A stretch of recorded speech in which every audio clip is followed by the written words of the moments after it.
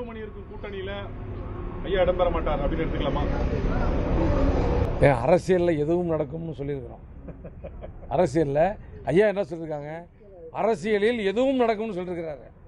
அதை இவர் இருக்கிற கூட்டணியில் இருக்கக்கூடாது, அவர் இருக்கிற கூட்டணியில் இருக்கக்கூடாது. வெற்றி மட்டும்தான் குறிக்கோள், கொள்கையுடன் கூடிய வெற்றி. ஆனால் எங்கள் ஐயா மேலே எந்த கேஸும் இல்லை, யாருடைய மிரட்டலுக்கும் எந்த காலத்திலையும் அவர் பயந்துக்கு போகிறதில்ல. பிஜேபிக்கு போயிட மாட்டேன்றீங்க? அது எனக்கு தெரியாது. எந்த வழக்கம் அதிகார வர்க்கத்துக்கு பயந்துக்க மாட்டாங்க. மக்கள் நலன் ஒன்றே குறிக்கோளாக எந்த முடிவும் எடுப்பார். மீண்டும் அங்கே போயிட்டு மீண்டும் கூப்பிடாதீங்க. நன்றி, வணக்கம்.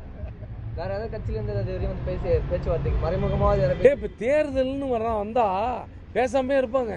ஆனால் சொல்ல முடியல. நாங்கள் தேர்தல் ஏங்க இப்போ பொண்ணு ஒரு வீட்டில் பொண்ணு இருக்குது, கல்யாணத்துக்கு பொண்ணு இருக்குது, அதான் அது அந்த பருவம் அடைந்த பெண், அந்த பொண்ணை மாப்பிள்ளை வீடு வந்து பார்க்க தான் செய்வாங்க.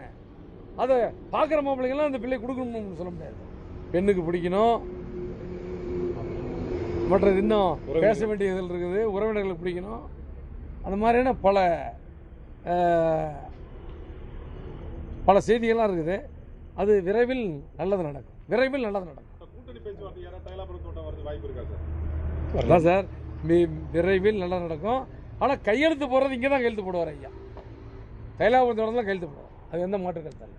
தைலாபுரம் கூட்டணி உறுதி செய்யப்படும். அது எந்த மாற்றம் இல்லை. தைலாபுரம் தோட்டத்தில் தான் 2026 முதலமைச்சர் யார் என்று உறுதி செய்யப்படும். டயா பூஸ்டர் சுகருடைய ரிமோட் கண்ட்ரோல் இனி உங்க கையில. அனைத்து மருந்து கடைகளிலும் கிடைக்கும்.